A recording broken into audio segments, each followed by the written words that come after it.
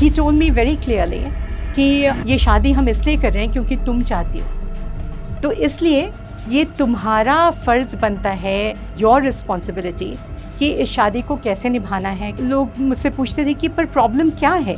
Does he hit you? मारता है? नहीं। गालियाँ देता है? नहीं। बहुत क्रूअली बिहेव करता है? नहीं। तो फिर क्या प्रॉब्लम है? मेरा कॉन्फिडेंस ख़त्म हो गया था, सेल्फ रिस्पेक्ट की तो धज्जियाँ उड़ गई थी और मुझे बस ये लगता था कि बस गलती पे गलती करती जा रही हूँ। क्या गलती है नहीं समझ में आ रहा था। सबने मिलके डिसाइड किया कि बच्चों को इससे अलग रखो, मिलने मत दो। तो खुद ही रोती पे लगती आएगी, घुटनों पे गिरेगी और बोलेगी मुझे वापस आना है।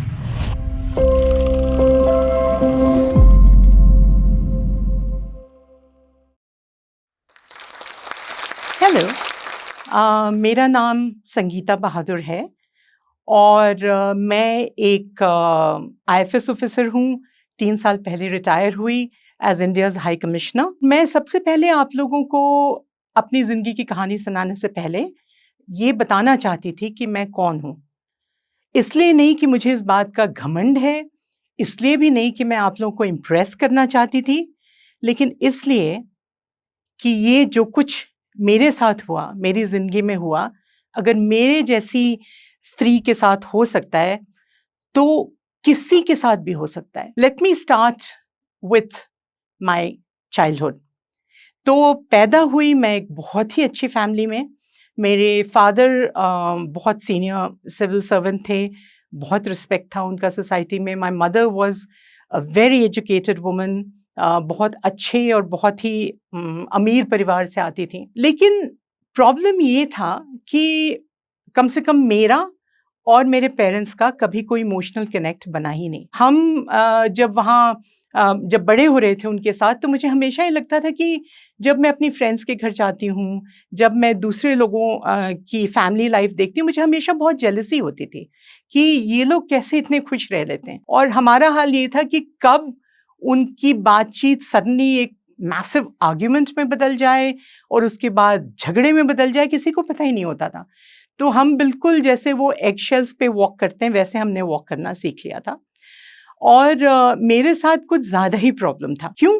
क्योंकि उन दोनों का यही सोचना था कि ये लड़की एक तो ज़्यादा ही देखने में अच्छी है, पता नहीं इसका क्या होगा। दूसरे ये बहुत हेडस्ट्रॉन्ग है, पता नहीं इसका क्या होगा। तीसरे शी इज़ वेरी फ्रिवलस, ज़िंदगी को सीरियसली नहीं लेती, पता नहीं इसका क्या होगा। तो एज़ अ रिज़ल्ट वो सारी इस तरह ये जो फीलिंग्स थी, चाहे मैं कुछ भी करूँ वो मेरे आड़े वही आती थी। चाहे मैं अगर रोमांस बुक्स पढ़ रही हूँ, तो ये क्या कर रही हो? अगर मैं दोस्तों के साथ कुछ टाइम स्पेंड करना चाहती हूँ, क्यों? घर में तुम्हारा मन नहीं लगता?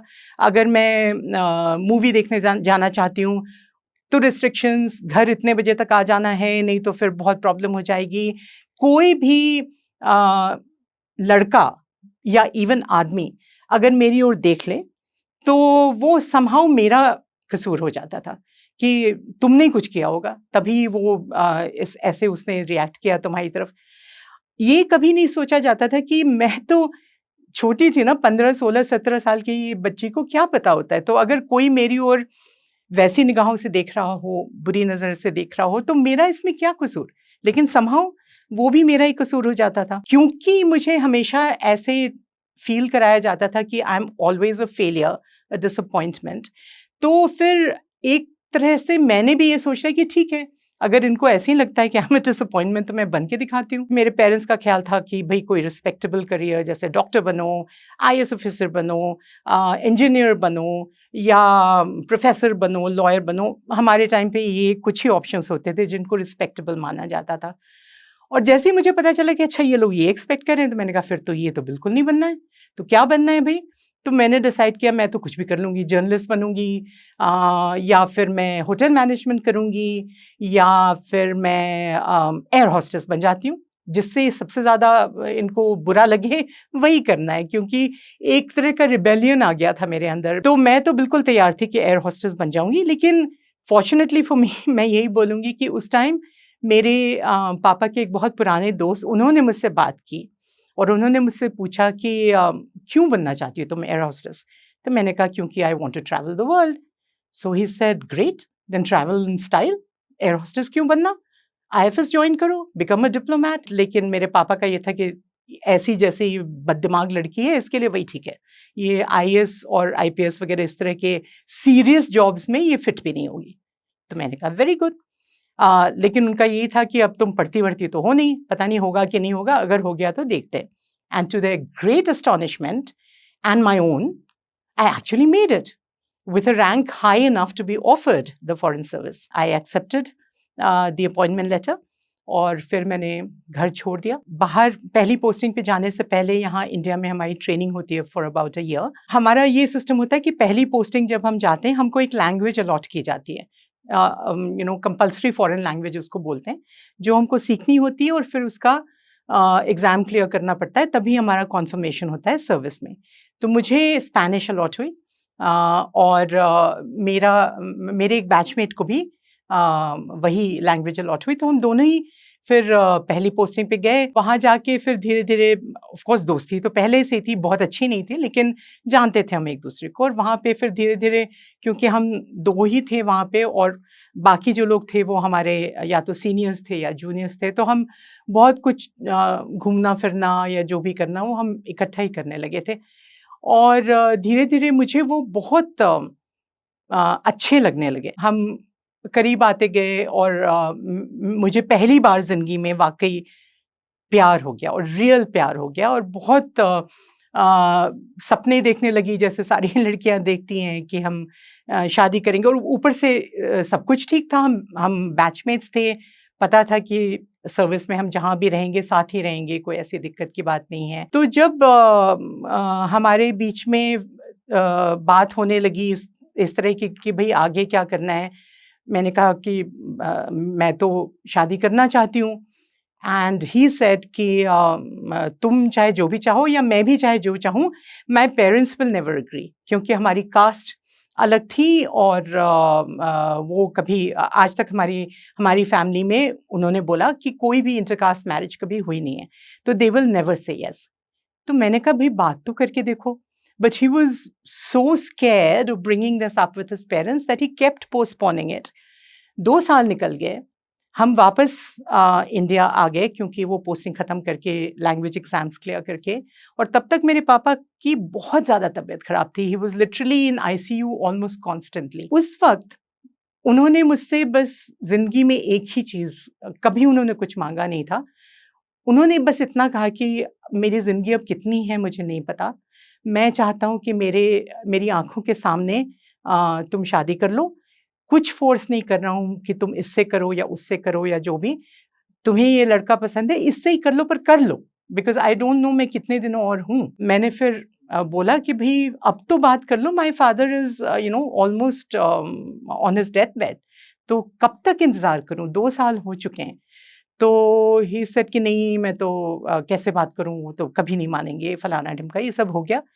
And then about 3-4 months after we came back, my father actually passed away। और जो मुझे वो देखना चाहते थे एक दुल्हन के रूप में, नहीं देख पाए वो।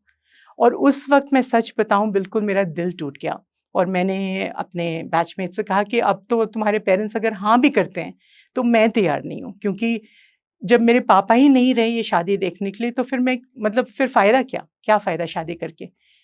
एंड आयरॉनिकली उस पॉइंट पे he got a little worried and that is when he actually went and spoke to his parents and to his great surprise 2 हफ्ते के अंदर उन्होंने हाँ भी कर दी।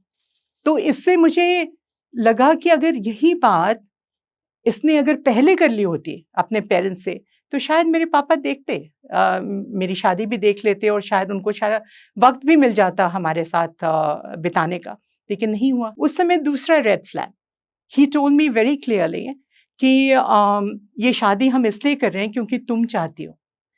तो इसलिए ये तुम्हारा फ़र्ज़ बनता है, योर रिस्पॉन्सिबिलिटी कि इस शादी को कैसे निभाना है, कैसे आगे बढ़ाना है, कैसे हमें एडजस्ट करना है एक-दूसरे से। ये सब जब उन्होंने बोला तो मुझे समझ जाना चाहिए था कि आगे क्या होने वाला है, लेकिन नहीं समझा मैंने। इतने प्यार में थी, मैंने कहा कि कोई बात नहीं, मैं निभा लूँगी, मैं सब कुछ कर लूँगी। शादी के 1.5 साल बाद हमारी पहली बेटी पैदा हुई। बहुत सुंदर, बहुत ही अच्छी बच्ची, सब कुछ ठीक चल रहा था। फिर हमारी बेटी 5 महीने की थी जब हम अपनी दूसरी पोस्टिंग पे चले गए और नया माहौल, न्यू मदरहुड, नया बच्चा और नया जॉब, सब कुछ ऐसा था कि मैं उसमें बहुत तल्लीन हो गई, बहुत बिज़ी हो गई।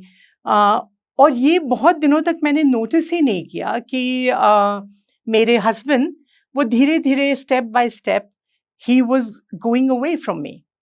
क्यों? ये मुझे नहीं समझ में आ रहा था, लेकिन धीरे-धीरे नोटिस मैं ये करने लगी कि काम में तो हम एक-दूसरे के साथ बहुत ठीक थे, बहुत अच्छा चलता था हमारा ऑफ़िस में, लेकिन घर पे धीरे-धीरे वो दूरियाँ आनी शुरू हो गईं। काम के बारे में बात करते थे या फिर बच्चे के बारे में। फिर उनके पेरेंट्स हमारे साथ रहने आ गए, तो they were there for 9 months, more than that. Then my mother also came, तो मतलब ये सब चीज़ों में करीब हमारे 1.5 साल तो पोस्टिंग के ऐसे ही निकल गए। इतना मुझे पता नहीं चला। लेकिन ये ज़रूर था कि हमारा जो भी, जिसको कहते हैं ना कॉन्जुगल रिलेशंस, फिज़िकल रिलेशंस, वो बिल्कुल ही ख़त्म हो गए, बिल्कुल। तो पहले तो मैंने सोचा क्योंकि मेरी इतनी डिफ़िकल्ट प्रेगनेंसी रही, इस वजह से वो अपनी ओर से मुझे टाइम दे रहे हैं रिकवरी के लिए, मैं ठीक हो जाऊँ। लेकिन कुछ महीनों से फिर वो 1 साल हो गया, 1 साल से 2 साल हो गए, 2 साल से 3 साल हो गए और मुझे लगने लगा कि ये तो बहुत अजीब बात है, ऐसा तो नहीं होना चाहिए। तो मैंने कई बार पूछने की भी कोशिश की कि कोई प्रॉब्लम है क्या? मैं अब तुम्हें अच्छी नहीं लगती या कुछ और इश्यू है तो बता दो, I will try to do my best. लेकिन ही वुड ऑलवेज़ से नहीं। लेकिन जभी भी मैं इस बात को रेज़ करती थी तो कोई न कोई एक्सक्यूज़ होता था, कोई न कोई रीज़न होता था, जो मुझे तो सुनने में बहुत अजीब-सा लगता था। लेकिन फिर मैंने कहा क्या पता शायद सही बात हो। तो ऐसे करते-करते वो ऑलमोस्ट पूरी पोस्टिंग हमारी निकल गई और धीरे-धीरे क्योंकि कोई फीडबैक तो मुझे मिल नहीं रहा था मेरे हस्बैंड से, तो मैं अपने ही दिमाग में फिर सोचने लगी और जैसे में मुझे कंडीशन किया गया था, सब कुछ तुम्हारी गलती है। तो मेरा वही था कि अच्छा ये भी फिर मेरी गलती होगी, क्या गलती की मैंने? तो सोचते-सोचते सडनली मेरे दिमाग में एक दिन आया कि ये लोग जिस कम्युनिटी से आते हैं, जिस रीजन से आते हैं, वहाँ पे बेटे का बहुत इम्पोर्टेंस है। और आपको पता है इंडिया में ज़्यादातर जगहों पे होता है। मुझे फ़र्क नहीं पड़ता था उतना, लेकिन सडनली मेरे दिमाग में ये बातें चलने लगी कि शायद अगर हमारा एक बेटा हो जाए, तो जिस भी चीज़ के लिए मुझे पनिश कर रहे हैं, जिस भी बात के लिए, वो शायद पनिश करना बंद कर दें क्योंकि मुझे यही लग रहा था कि मुझे पनिशमेंट मिल रही है किसी बात की, किस बात की नहीं समझ आ रहा। तो मैंने अपने दिमाग पे ज़ोर लगा के ये रीज़न निकाला। अच्छा तब तक जैसे मैंने बताया था हमारे फ़िज़िकल रिलेशंस तो बिल्कुल ही ख़त्म हो चुके थे। तो लेकिन अभी तक बातचीत वग़ैरह अच्छी चलती थी। तो मैंने फिर उनको यही बोला कि मुझे एक और बेबी चाहिए। तो ही सेड क्यों? तो मैंने कहा क्योंकि बेटा चाहिए मुझे। उनका नाम नहीं लिया, मैंने कहा मुझे चाहिए। उन्होंने कहा कि मुझे तो कोई शौक नहीं दूसरे बच्चे का, तो व्हाट इज़ दिस? तो आई सेड नहीं, नहीं। और आप सोच सकते हैं कितना ह्यूमिलिएशन फ़ील करती है एक wife to beg her husband to have physical relations with her. तो लेकिन फिर भी मैंने लिटरली हाथ जोड़े, कहा please I really want another child वगैरह-वगैरह। So he relented and he said मुझे नहीं चाहिए, पर क्योंकि तुम्हें चाहिए, तो this is at your responsibility. दूसरा बच्चा चाहिए, उसकी ज़िम्मेदारी भी तुमको ही उठानी पड़ेगी। मैंने कहा कोई बात नहीं, क्योंकि मुझे ये लगा कि अगर बेटा हो गया तो सब खुश हो जाएँगे, हमारी ज़िंदगी सुधर जाएगी, जो प्रॉब्लम्स आ रहे हैं हमारे रिलेशनशिप में, वो भी ख़त्म हो जाएँगे। तो finally towards the end of that posting I got pregnant, लेकिन अनफॉर्चुनेटली वो मिसकैरेज हो गया। फिर हम अगली पोस्टिंग पे चले गए, वहाँ एक बार और वो भी मिसकैरेज हो गया और मैं तो एकदम मुझे लगा कि ऊपर वाला खंजर लेके बैठा है मेरे लिए, क्या क्यों ऐसे हो रहा है? क्योंकि मेरे उस समय तक ऐसा दिमाग मेरा फिर गया था कि मुझे यही लग रहा था कि ये सब मेरी गलती है, क्योंकि मैं बेटा नहीं पैदा कर पा रही हूँ, इसलिए मेरे साथ ये सब कुछ हो रहा है। फाइनली तीसरे अटेम्प्ट में I managed to carry a second child to term and towards the last trimester मैंने पूछा नहीं डॉक्टर को क्योंकि मैं बिल्कुल कन्विंस थी कि बेटा ही होगा, लेकिन लास्ट ट्राइमस्टर ने डॉक्टर ने खुद ही मुझे बता दिया कि बेटी है आपकी और कॉन्ग्रेचुलेशंस। और मैं तो मुझे लगा ये क्या हो गया, बेटी कैसे हो गई? ये तो मेरी ज़िंदगी अब ख़त्म हो गई। ये एक उम्मीद थी कि शायद इससे मेरे रिश्ते सुधर जाएँ, वो उम्मीद भी चली गई। ऐसे लगता था कि अब मैं क्या करूँ? किससे बोलूँ? क्या और उस टर्म पे जब 7 महीने का आप प्रेग्नेंट हो, तो आप कुछ कर भी नहीं सकते ना प्रेगनेंसी के लिए। तो मेरे दिमाग में ये सब भी ख़्याल आ रहे थे कि अगर पहले मैंने पूछ लिया होता तो मैं शायद अबॉर्ट कर देती। Can you imagine? पढ़ी-लिखी वुमन लाइक मी इतने हाई पोस्ट पे, पोज़ीशन पे इतने अच्छे करियर में, ये सब बातें क्योंकि आपके दिमाग में शुरू से भरा जाता है कि if you are a woman, your first duty towards your husband and his family is to produce a son, जो कि उनका नाम आगे बढ़ाएगा। तो बिल्कुल ही मैं शैटर हो गई थी उस टाइम पे, यहाँ तक कि मेरे हस्बैंड ने फिर अपने पेरेंट्स को बुलाया और बोला कि मुझसे नहीं संभल रही है, and to their credit all of them told me कि हमें नहीं फ़र्क पड़ता, बेटा हो या बेटी हो, हेल्दी बच्चा होना चाहिए, तुम ऐसे क्यों बिहेव कर रहे हो? लेकिन मुझे तो ये था कि नहीं, ये लोग ऊपरी मन से बोल रहे हैं, एक्चुअली तो उनको बेटा ही चाहिए। तो बहुत ज़्यादा डिप्रेस, बहुत ज़्यादा उसमें मतलब एक तो रिलेशनशिप ही ऐसा हो गया था मेरा और मेरे हस्बैंड के बीच में कि कोई इमोशनल कनेक्ट रह ही नहीं गया था। और मेरा ये एक चांस मैंने सोचा था कि है, जिससे सब कुछ ठीक हो जाएगा, वो चांस मेरे हाथों से जा रहा था। पहली प्रेगनेंसी में ही वाज़ सो एंथुसियास्टिक, सारी हर स्टेप पे इन्वॉल्व थे। मुझे डॉक्टर के पास लेके जाना, जो भी वो कहे वो सारा करना, मेडिसिन्स ये वो, और 4 महीने में बेड रेस्ट पे थी, तो मेरी देखभाल सब कुछ किया था।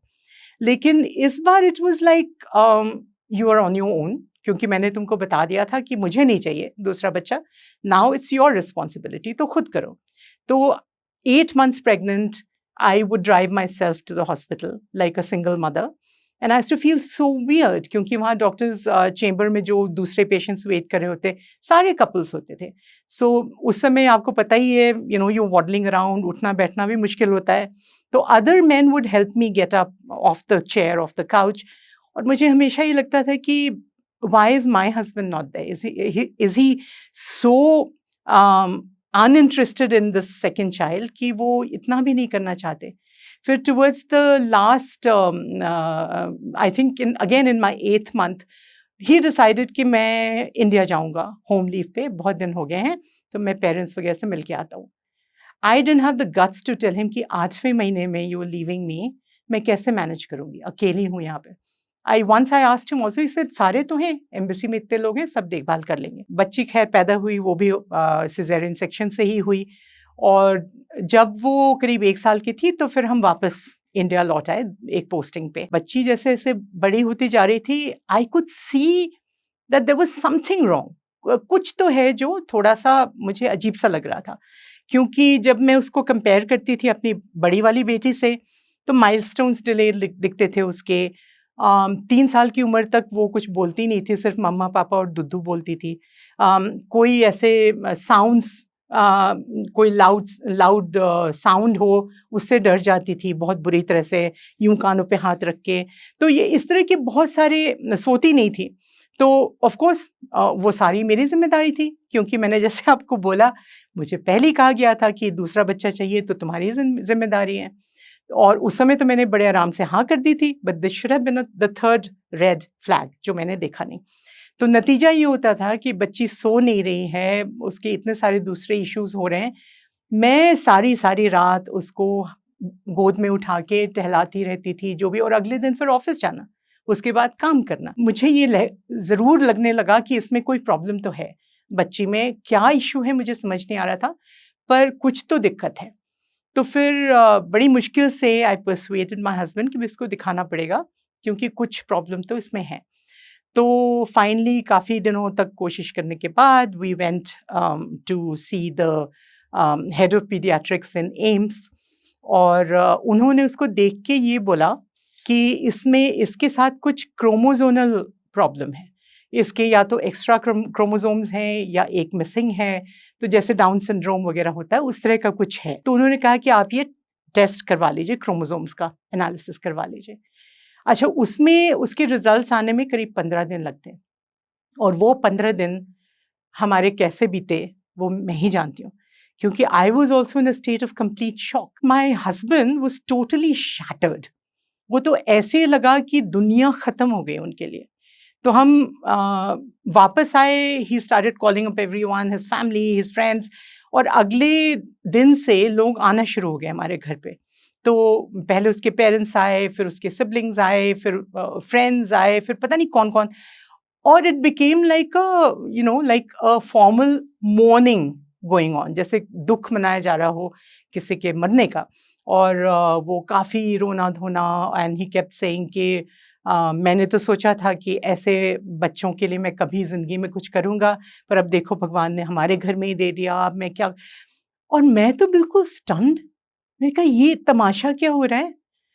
एंड उस समय मुझे लगा कि ये वो इंसान नहीं है जिससे मैंने शादी की थी, इतना कमज़ोर तो नहीं था वो। तो उसी वक़्त से थोड़ा-थोड़ा मेरा ना वो जो प्यार का नशा था, वो हल्का-हल्का सा उतरने लगा। उसके बाद हमने करीब 4-5 साल यूँ ही निकाले। Again no physical relationship at all. We started interacting less and less, बातें कम होने लगीं। ऑफ़िशियल बातों के अलावा कुछ ख़ास ऐसी बात भी नहीं रह गई थी। लोग मुझसे पूछते थे कि पर प्रॉब्लम क्या है? Does he hit you? मारता है? नहीं। गालियाँ देता है? नहीं। बहुत क्रूअली बिहेव करता है? नहीं। तो फिर क्या प्रॉब्लम है? तुमने ही तो डिसाइड किया था शादी करने के लिए because you were so much in love. तो अब क्या हो गया? 13 साल के अंदर वो सारा प्यार-व्यार सब गया? And it was so difficult to explain कि मार-पीट या गाली-गलौज ही एक चीज़ नहीं होती जिससे आपका रिश्ता टूट सकता है। जब आपका दिल टूट जाता है, जब आपके दिमाग में ये आ जाता है कि मेरी कोई कदर नहीं है इस रिलेशनशिप में, या मैं जिस प्यार की तलाश में निकली थी, वो तो इतनी कोशिश करने के बाद भी नहीं मिला मुझे। और जब आप, या कि इस वजह से मेरा खुद का सेल्फ रिस्पेक्ट इतना घायल हो चुका है कि मैं खुद को पहचान भी नहीं पा रही हूँ आईने में, कि ये मैं क्या थी, क्या हो गई? क्योंकि उस समय तक मेरा कॉन्फिडेंस खत्म हो गया था, सेल्फ रिस्पेक्ट की तो धज्जियाँ उड़ गई थीं। और मुझे बस ये लगता था कि बस गलती पे गलती करती जा रही हूँ, क्या गलती है नहीं समझ में आ रहा था। लेकिन यही लग रहा था कि कुछ तो मैं कर रही हूँ जिसकी वजह से ये सब मेरे साथ हो रहा है। लेकिन एक टाइम पे हिम्मत करके मैंने यही डिसाइड किया कि ऐसे इतने मिज़रेबल एटमॉस्फेयर में जीने से अच्छा है कि कुछ भी कर लो, छोड़ के चली जाऊँ मैं, बाद में देख लेंगे क्या होगा, लेकिन अब और मैं इसको नहीं बेयर कर सकती। मेरी खुद की फैमिली ने ऐसे रिएक्ट किया कि ये क्या कर रही हो तुम? दिस इज़ वेरी बैड, हमारी फैमिली में आज तक डिवोर्स नहीं हुआ है, कैसे कर सकती हो? और क्या किया है उसने? इतना अच्छा तो है, इतना वो। और जब मैं ये एक्सप्लेन करने की कोशिश करती थी कि भई अच्छे में कोई कमी नहीं है, he is a very nice person, he is a very good man, लेकिन हम दोनों में नहीं बैठ रही है, कनेक्ट नहीं है। इतने साल हो गए, तो अगर मैं कहती थी कि अच्छा फिज़िकल रिलेशंस नहीं है हमारे पास, अच्छा फिर ये 2 बच्चे कहाँ से हुए? तो these were all these crazy questions that were flung at me, again like ending up making me feel like the guilty party, like the culprit, तुम्हारी वजह से ये सब कुछ हो रहा है। सबकी बातें सुन-मुन के फिर फाइनली मैंने कहा कि मैं अब और नहीं कर सकती, मैं वापस इंडिया जा रही हूँ। तो I asked for a posting, मुझे मिल भी गई। मुझे अब तक याद है कि कितना रोई थी मैं जब मैं आ रही थी, एयरपोर्ट पे बैठी हुई थी। लोग मुझे रुक-रुक के देखते थे, पूछते थे, "are you okay? Can we help? Is something wrong?" और मैं सबको ये कहती थी, "कुछ नहीं।" क्योंकि क्या बताऊँ किसी स्ट्रेंजर को कि क्या हुआ है मेरे साथ। मेरी family they stood completely in support of my husband. They thought I was the one who had walked out of the marriage. तो ये भी था और उनका ये भी था कि ये डिवोर्स तो कुछ होता नहीं है, व्हाट इज़ दिस नॉनसेंस, क्या बकवास है।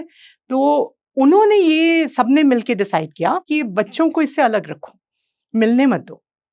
तो खुद ही रोती बिलखती आएगी, घुटनों पे गिरेगी और बोलेगी मुझे वापस आना है। तो और ऑलमोस्ट मैंने वैसे किया, क्योंकि मुझसे नहीं बर्दाश्त हो रहा था। मेरे इतने छोटे बच्चे, दोनों बेटियाँ, और एक ऑब्वियसली हमें अब तक नहीं पता था कि क्या प्रॉब्लम उसके साथ, but she was special needs. और मेरा दिल कैसे काँपता था ये सोच के कि कौन उनकी देखभाल कर रहा होगा, कैसे रह रहे होंगे। लेकिन फॉर 1 होल ईयर मुझे नहीं मिलने देते थे वो लोग बच्चों से, महीने में 1 बार 2 घंटे के लिए। सोच सकते हो आप कि मुझे कैसा लगता होगा। और मैं मतलब सारे समय में जब काम करती थी तो काम करती थी, जैसे ही घर आती थी like literally I had to just sit and cry. जब थोड़ा-सा थिंग्स स्टार्टेड इम्प्रूविंग। महीने में 1 बार की जगह 2 हफ्ते में 1 बार 3-4 दिन के लिए वो मिलती थी मुझे, मेरे पास आते थे दोनों बच्चे। तो उस समय I decided to take her to another good doctor who had been recommended special needs के लिए। तो वहाँ जब हम उन डॉक्टर के पास गए तो उन्होंने उसको देख के, ऑब्जर्व करके, उससे बातें करके, क्वेश्चंस वगैरह पूछ के फाइनली ही टोल्ड मी कि आपकी बच्ची तो she is on the autistic spectrum. तो आई वाज़ लाइक, पहले मैंने इतना नाम भी नहीं सुना था, जानती थी ऑटिज़्म कोई चीज़ होती है, लेकिन तो जब उन्होंने बताया तो I was like again in shock कि अब इसका मैं क्या करूँ? समझ में ही नहीं आ रहा। तो ही सेड कि इसका आप कुछ कर नहीं सकते, इसको जस्ट मैनेज करना होगा इस कंडीशन को। जैसे मैंने बताया, फैमिली का कोई सपोर्ट नहीं था। कोई भी ऐसा नहीं था जिसके पास मैं जाके बातें भी कर सकूँ कि मेरे साथ ऐसा हुआ या मैंने ये डिसीजंस इसलिए लिए या जो भी, कोई सुनने को तैयार नहीं। एक टाइम फिर ऐसा आया कि मैंने यही सोचा कि इस तरह से अगर मैं ऐसे ही जीती रही तो मेरी ज़िंदगी का मतलब क्या? Because I was so miserable. मतलब बहुत ही जिस कहते हैं ना, जैसे दिल टूट जाता है किसी का, वो हो चुका था मेरे साथ। उस समय मैंने थेरेपी ली वहाँ पे, लोकल वहाँ पे, actually she was an Indian, लेकिन वो वहाँ पे प्रैक्टिस करती थी साइकोथेरेपी। तो उनके पास मैंने जाना शुरू किया और उनसे जब बात करनी शुरू की, मैंने बताया कि हमारे रिलेशनशिप ऐसी हो गई है और इतने सालों से ऐसा प्रॉब्लम चल रहा है। और फिर मैंने ये कहा कि मैं जाना तो चाहती हूँ, लेकिन बच्चों पे क्या इसका असर होगा? लोग सभी कहते हैं कि नहीं डिवोर्स से बच्चों की लाइफ पे बहुत बुरा असर पड़ता है। तो उन्होंने मुझे एक बात कही जो मैं आप सबको कहना चाहती हूँ कि बच्चों को कभी भी एक्सक्यूज़ नहीं बनाना चाहिए एक ऐसी शादी में रहने का जो कि नहीं चल रही है, जिसके अंदर, जिस शादी में आप इतने मिज़रेबल हो, आप इतने दुखी हो, आपका दिल टूटा हुआ है, लेकिन तो बच्चों का बहाना बनाकर ऐसे रिश्ते में रहने का कोई फ़ायदा भी नहीं है और उससे नुकसान ज़्यादा होता है। क्योंकि उन्होंने मुझे बताया कि आज के दिन तुम लोग साथ हो, लेकिन तुम्हारे घर का क्या हाल है? तुम्हारे घर के माहौल का क्या हाल है? Are your children happy? I said no, because although they were both young, लेकिन मुझे पता था कि ना तो मैं उनके ऊपर इतना ध्यान दे पा रही हूँ, उनके पापा तो खैर बिल्कुल भी नहीं, because unfortunately Indian men think, at least in my generation they used to think कि बच्चों को संभालना तो घर की लेडी का ही काम होता है, चाहे वो भी फुल टाइम करियर वुमन हो, लेकिन फिर भी काम तुम्हारा ही है। तो he in any case was not much involved, but I could see कि मैं उनको ना तो अपना अटेंशन दे पा रही हूँ, ना इतना टाइम दे पा रही हूँ, क्योंकि I am so miserable, I am so in so much grief at the breaking off this relationship. तो उन्होंने मुझे ये कहा, मेरी थेरेपिस्ट जो थी, उन्होंने कहा कि ये बहाना मत बनाओ, क्योंकि अभी भी तुम्हारे बच्चे खुश नहीं हैं, पर कम से कम अगर तुम दोनों अलग हो जाते हो तो उनको 2 हैप्पी घर तो मिलेंगे। अभी तो चलो कहने को एक ही घर है, लेकिन ऐसा उसका एटमॉस्फेयर है कि उस पे उनके ऊपर उससे ज़्यादा ही बुरा असर होगा। तो ऐसे मत सोचो। He wrote out a whole list of so-called agreements on the back of an envelope and got me to sign it. तो मैंने हैप्पीली हंसते-हंसते उस पे साइन भी कर दिया। मुझे नहीं पता था कि बाद में यही मेरे गले का फांस बन जाए। He opens the door, takes a look at me and starts screaming, "How dare you come without telling me?" ये मेरा घर है, यहाँ जो भी आता है उसको मेरा परमिशन चाहिए होता है। And I'm like, but isn't this my home as well? बीवी हूँ तुम्हारी, तुम्हें क्या लगता है कि तुम रोगी, गिड़गिड़ाओगी, हाथ जोड़ोगी, मेरा दिल पिघल जाएगा, मैं आ जाऊँगा? नहीं पिघलेगा, नहीं आएगा।